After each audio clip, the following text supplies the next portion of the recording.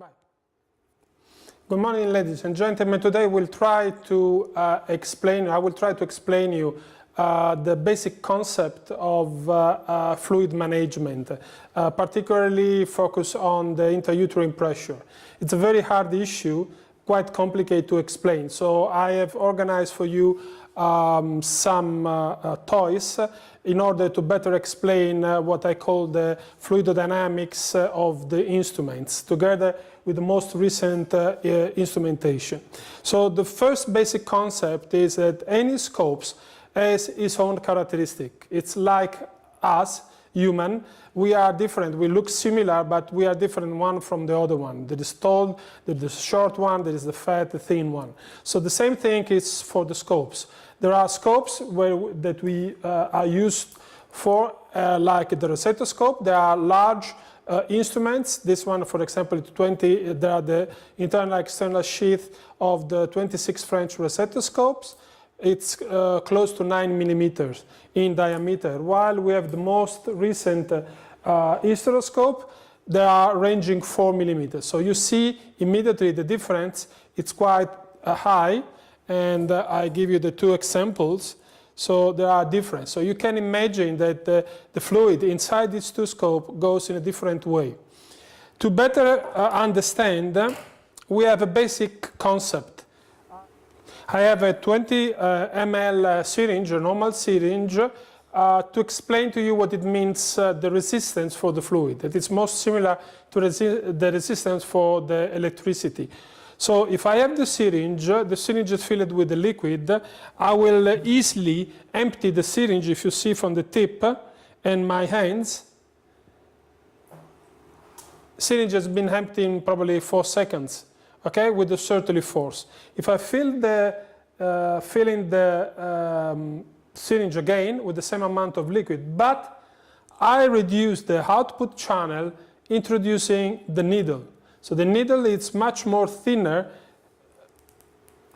and has a very narrow channel compared to the previous one. So now, same syringe, same amount of liquid, but reduced diameters for the output channel. And you see, I need a lot of force and a lot of time to empty the syringe. And also, if you observe the flow coming out from the tip, together with the flow coming out from the previous one, there are two different amounts of liquid. Okay, so what we have done, we have reduced the caliber, the output channel from the large one to the thin one, and everything changed in terms of pressure, in terms of flow, and in terms of amount of liquid, the output of the amount of liquid. So this is example, and it could be this example. So this is our syringe without the needle, and this is our syringe with the needle. The output channel of the rossettoscope and any other, let's say, large instruments are much, much wide than the normal office hysteroscopes.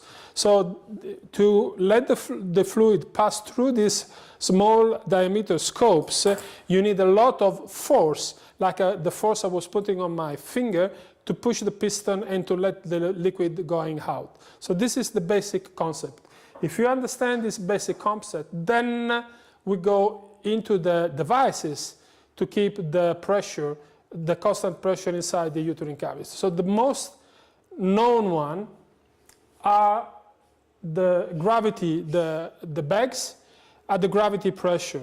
Probably these are the most used methods to inflow the liquid. But as you can understand, depends by the position of. So I prepare for you an example based on 2 sacks of 5 liters, same position, so they have the same level compared to the floor, but connected with 2 different silicone tubes.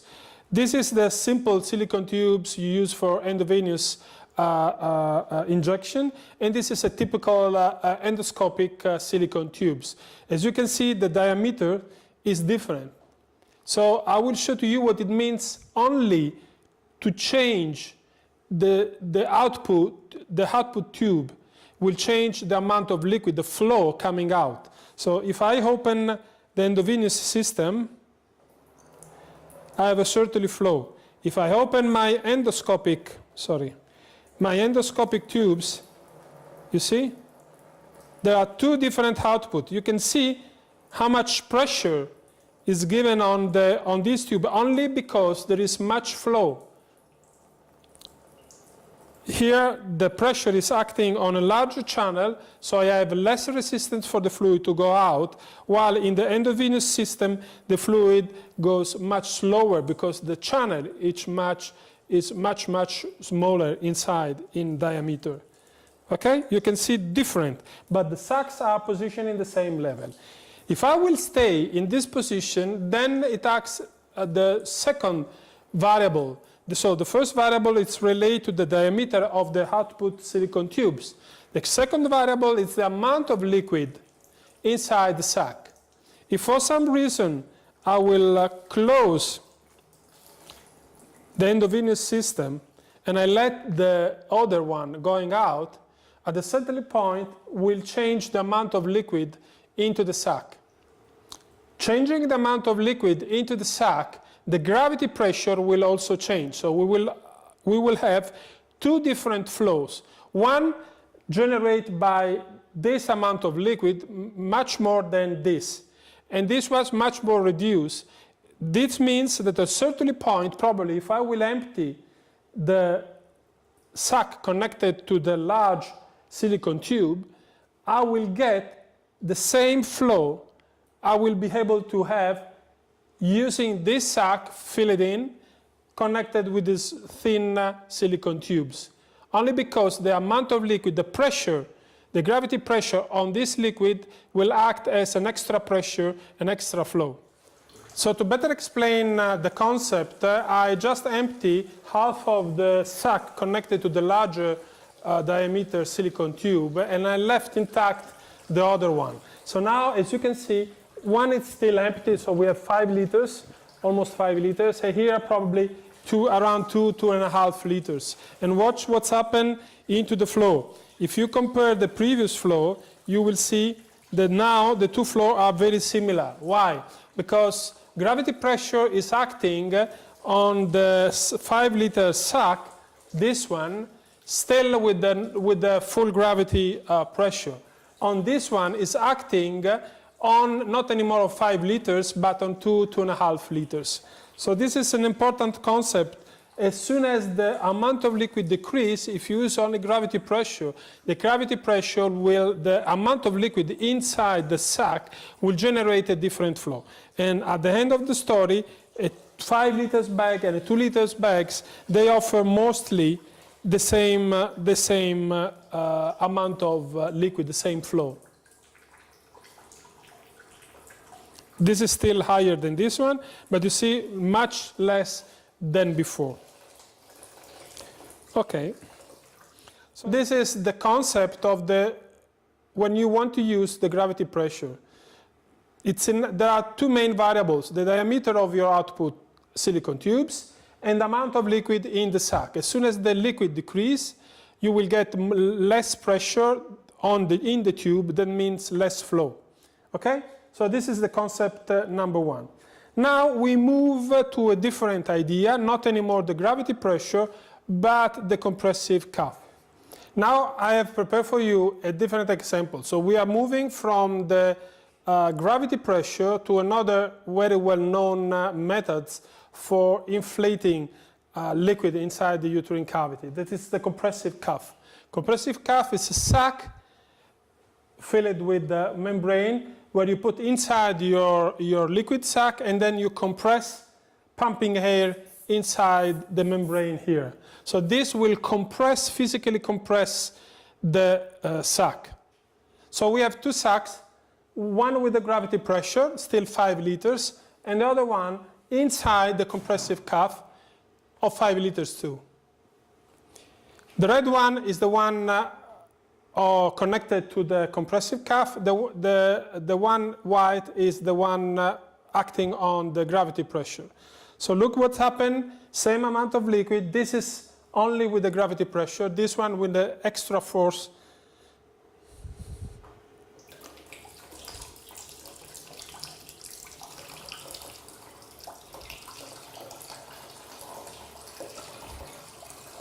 You see, I have the same silicone tube.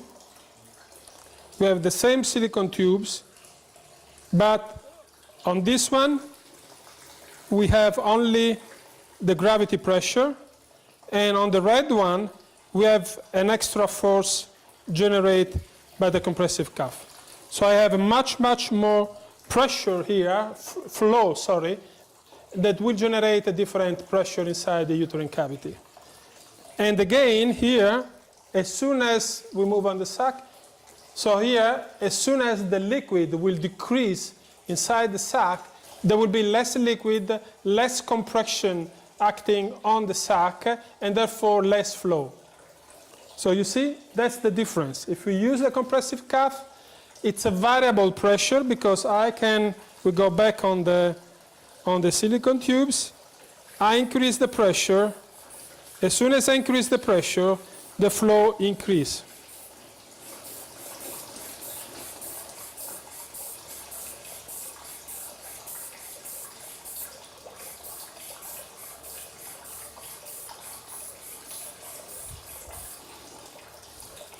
This is the effect. So it's a totally manual control. There is no way to know how much pressure I'm generating inside the uterine cavity. We don't know the flow, therefore we don't know the pressure. And the pressure I'm applying on this instrument is nothing. It's just a pressure to compress the bag, the 5 liters bag inside. So now, this is the theory, the methods. So if I take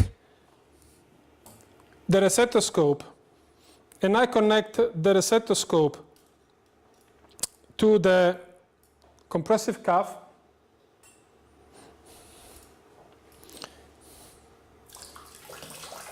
you will see a certain flow generate because this is a much larger channel, so the liquid will find less resistance to pass through the instruments. But if I change the instruments and I take remember this is the syringe, and this is the syringe with the needle. I connect the system to my Office Hysteroscope. Look what's happened.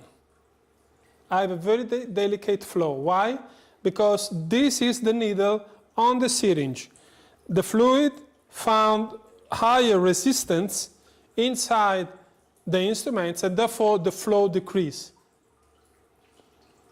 This gives you the idea how difficult it is to manage the flow and therefore the pressure inside the uterine cavity. You know that the pressure is the balance between the inflow, so the amount of liquid going inside the uterine cavity, and the aspiration, the liquid coming out. So the physical law that control these events are the Bernoulli and the Da Vinci law for the inflow, so the resistance, what I explained to you as a resistance for the fluid to pass through a channel. But it's not only, this is the inflow. Then we have the outflow. And to explain you the outflow, I have another example for you. So I took just this box, and I have 2 needles, one a thin one and another one, it's a larger one. So if I make holes,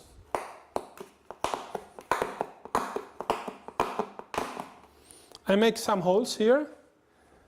I take some liquid. I put the liquid here. Nothing happen. I have like a big bubble here. The liquid stay here. Why?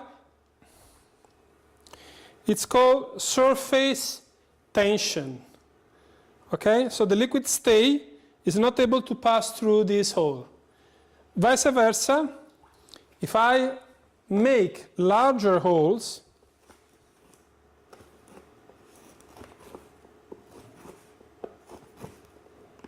I fill this out again with the same amount of liquid, and you see, the liquid is passing through.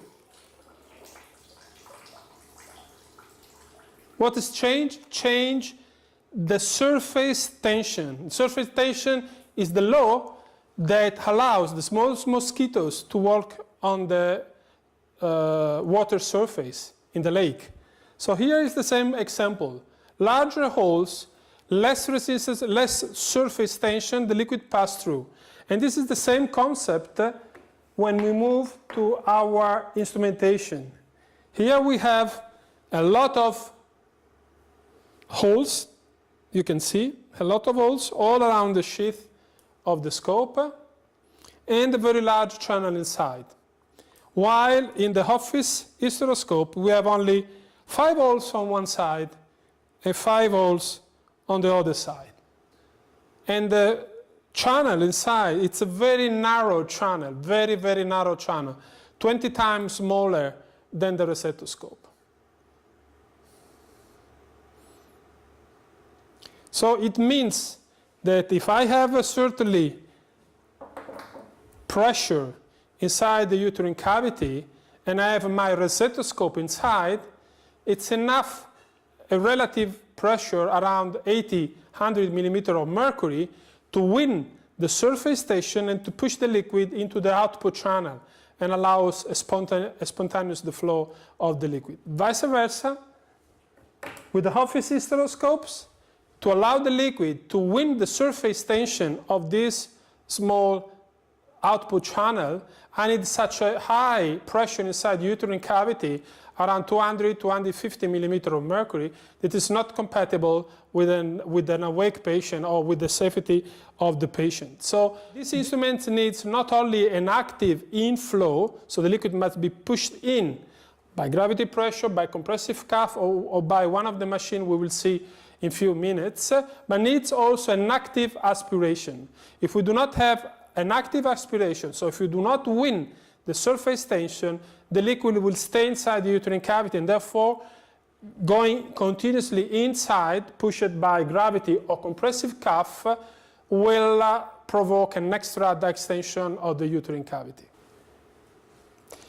So after showing you the way the gravity and the extra force acts on the liquid, I will show to you the electronic device. These devices are made to overcome all the problem I explained to you regarding gravity pressure, continuous flow, compressive curve, diameter in the silicone tube, and so on.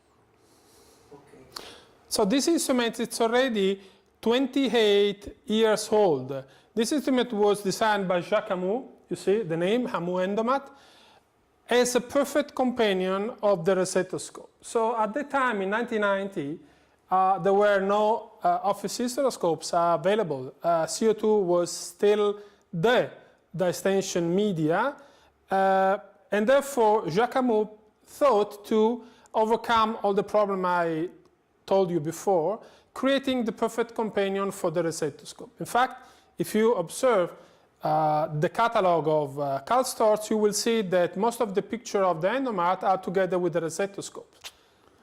All the characteristics of the receptoscope in terms of inflow resistance and output resistance, so-called surface tension, were calculated and memorized into the memory of the endomat. So the endomat knew the receptoscope as the perfect companion, but he knew only one instrument, this instrument. So the time we decided to use this machine, not only with the receptoscope, but also with the Office hysteroscope, then we start running into a problem. So you see the system, it's lower than our patient. So the system, based on the resistance of the fluid, already measure a pressure that do not exist. I'm going down with the patient, I'm going down with the patient, go down with the patient, until the patient is lower than the pump. Therefore, no more pressure. So you see how sensible the system is relate only to the position of the patient or the position of the pump. Okay? So, now, I connect the Office hysteroscope.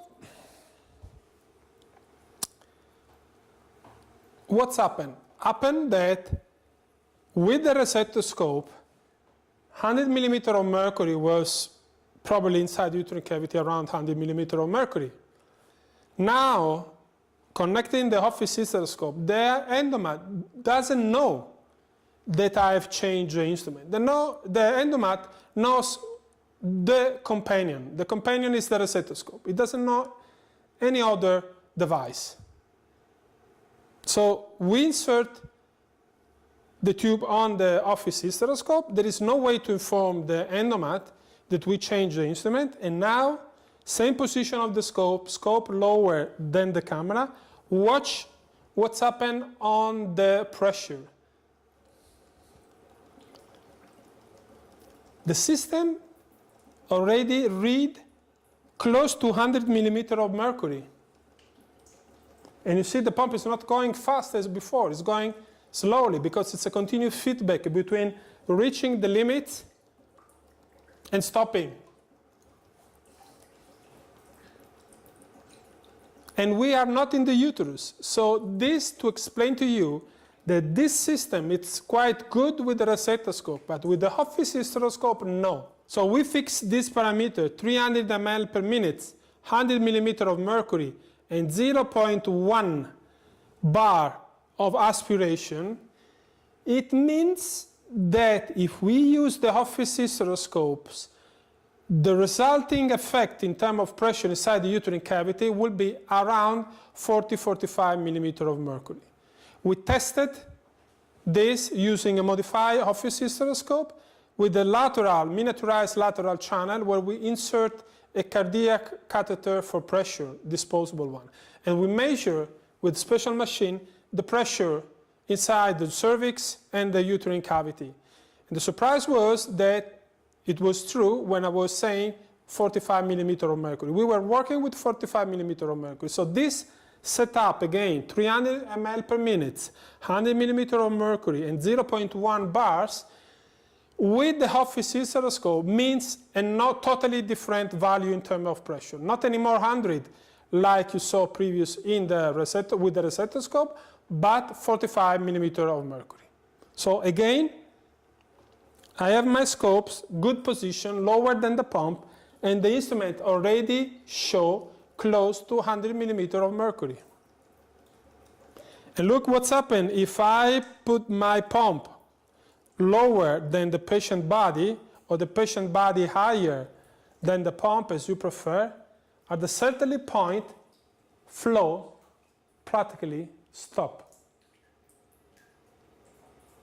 Only a few drops. To start again as soon as the instrument goes in the right position. So this is another issue that most of the time it's not covered by physician or technician. The pump always 20-30 centimeters higher than the body of the patient. So you see, this is the big problem of the endomat. So for a long time, we had only the endomat. That was anyway the best machine available for many years. And we discovered our own setup. But obviously, we know the setup, but not everybody knows the right setup. So again, with this setup, you run around 45 millimeters of mercury inside the uterine cavity. Now I introduce you the latest device created to overcome all the problems I've shown to you up to now. So the problem of the sac, of gravity pressure, of the compressive curve, and even of the endomat. So this device called EASY, it's a more advanced device based, you see the difference, on not one but two rolling pumps. One for irrigation and one for aspiration. Therefore, it's a full automatic device. It's not anymore priority of aspiration, as I told you before. It's a full automatic device. So the two rolling pumps interact as a continuous feedback depending by the pressure inside the uterine cavity. The basic concept is still the same. Even this one has a membrane here measuring the pressure. But the way the system is acting, it's much more evolved compared to the AMU endomat. Another important issue is if the endomat was the perfect companion of the receptoscope, and he knew only the receptoscope, this pump knows a lot of device. So when you switch on the pump, you have to choose which procedure you have to perform. So you can choose between hysteroscopy, receptoscopy, laparoscopy, and Bettocchi shaver. And if I choose hysteroscopy, for example, I have a long list of Karl Storz devices. I can choose. And for each one of them has been memorized into the memory of the EZ. It means that if I choose, for example, the size 4, I confirm the size 4, the machine upload from the memory the fluidodynamic characteristic of the size 4. If I choose the size 4 or any other scopes, the fluidodynamic characteristic will be present into the machine. Once you memorize the scope you want to use, then you go to procedure. And here you have your own procedure with the characteristic you memorize into the machine. So if I want to use the size 4, I tell the pump, yes, I want to use the size 4, and I don't have confusing view like in the endomat, where I have the flow, the pressure, and the aspiration that are creating a lot of troubles, even to experts, to find the right setup. Here, I can see only the pressure, nothing else. The standard pressure memorized. So all the hysteroscopic device has a fixed pressure of 45 millimeters of mercury. But then you can see there are two other options. We have the blood and mucus mode and the bipolar mode. What it means? Means that thanks to the presence not only of the inflow pump, but also of the outflow rolling pumps, we were able to add, first of all, the blood and mucus mode. You know very well, one of the problems you encounter during office hysteroscopy is in presence of blood, obviously still fluid blood, and mucus, the aspiration usually is not strong enough to overcome the surface tension of the blood or the mucus on the aspiration holes. With these methods, pushing this button, we increase of a certain percentage, usually 30% basic, the power of aspiration of the machine. It means that when you push this button, you have a boost of plus 30% of aspiration to overcome standard the problem of blood and mucus. But you can increase it up to 60%, okay? Then you have another possibility. So this is a kind of a boost in aspiration. Then you have an opposite problem. So when you work with the 5 French mechanical instrumentation, this instrument have a 3 French body and a 5 French tip. Being the instrument channel the same of the inflow, if I insert these instruments, the instrument will reduce the caliber of the output channel.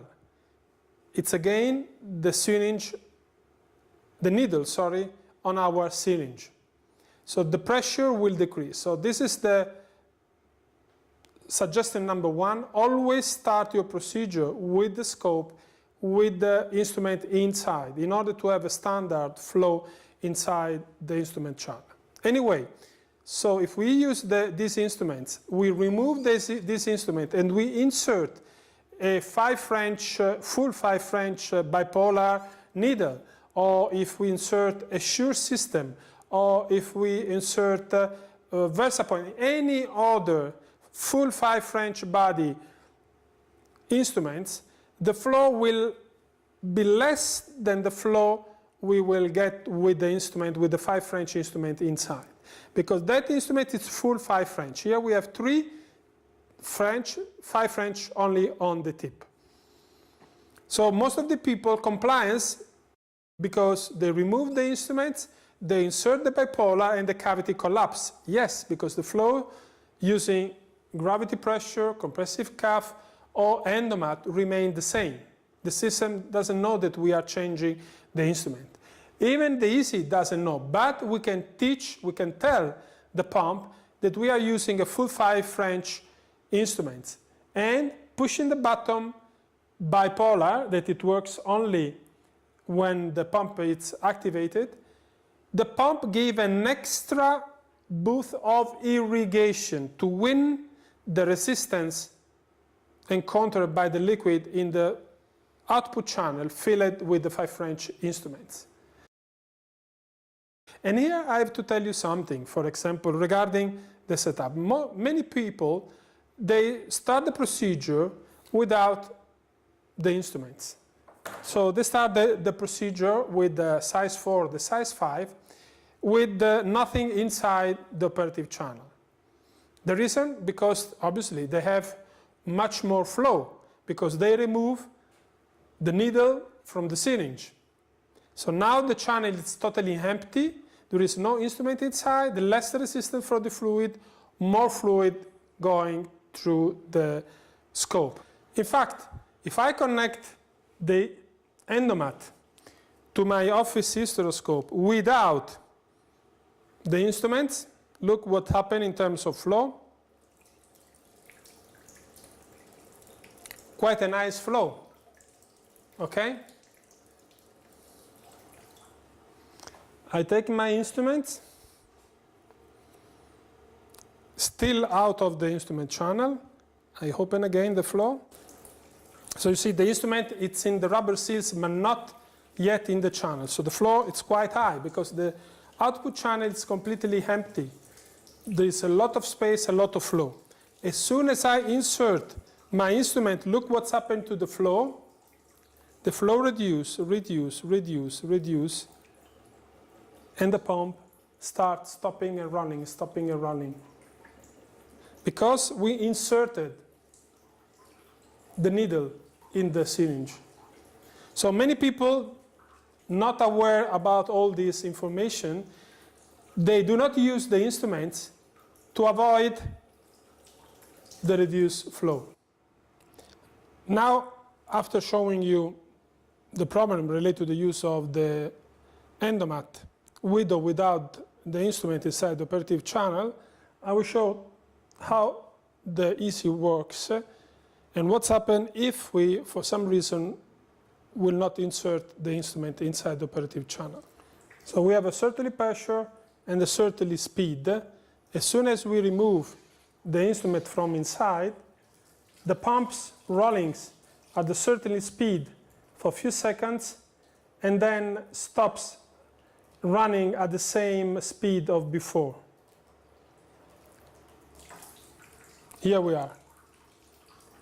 So the pump recognized that it's going too fast for this setup and go back to the original setup. What it means that to work with or without the instrument inside the operative channel, there will be no difference in terms of flow.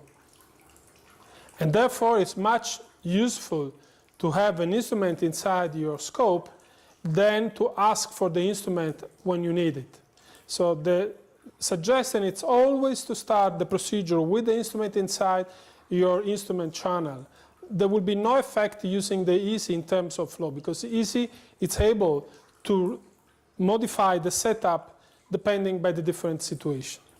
And obviously, using the rossettoscope, nothing will change, because we will stop the machine, we will go in the setup, we will ask the pump to change our device, we will choose our rossettoscope, and therefore, once the rossettoscope has been chosen, we will be ready for the use of the rossettoscope.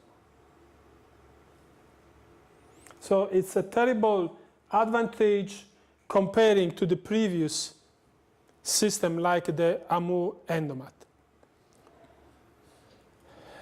Now we talk about tips and tricks. Most of the tricks has been already shown during the presentation, and I will repeat it for you. First of all, wait until all the bubbles comes out from the tubing. for the silicone tubes, because they can interfere with the measurement of the pressure inside the uterine cavity, and they can occupy bubbles the uterine cavity and will be quite impossible to remove due to different surface tension of the bubbles. Tricks number 2, always insert your instrument inside the operative channel. Never work like this. Always start the procedure with the crocodile grasping forceps inside your scope. And obviously do not avoid the use of the external sheet, as many people do, to avoid an extra diameter. This is the reason why I always suggest not to use the 5mm scope, but to use the 4mm hysteroscope, based not anymore on the 2.9 lens, but on the 2mm lens. Then we have another trick for the setup of the easy pump. When you receive the pump shows to you the sheet. So we choose the size 4, we confirm, and with this version of the firmware, you need to modify up to 30% the blood and mucus extra force, because in standard it's 0%. In the future version of the easy pump, this 30% will be a standard setup, together with an increased 200 mm of mercury of flow. So this setup in the future firmware version of the easy pump on the way will be the standard setup for the instruments. Right now, if you do not memorize, so if you leave it in the standard like it is, like this, and you don't save as a new procedure, next time you will go back and you will choose the same instruments, it will be again same 0% and 120. So the suggestion is, with this release of the firmware that show to use 0 and 120, increase to 30, increase to 200. This will be the future blood and mucus mode setup, and save as a new procedure. Write the scope, write your name, and it will remain for the next procedure. In fact, if we choose procedure, these are all the procedure we have memorized. For example, the size 4. Here, if I want to see the parameters, you see, 40, 50, 30%, 200, because I already memorized them. If you do not memorize, if you do not change anything, or if you even don't know that you have to go through this setup, the blood and mucus mode will not work. It will be practically just a light on the screen. And another tricks, as I already mentioned, pump always 20-30 centimeters higher than the body of the patient. Otherwise, you will run in trouble with the extra gravity pressure, reducing the flow of your instruments. I think this is all for the management of the intrauterine pressure, and I thank you very much.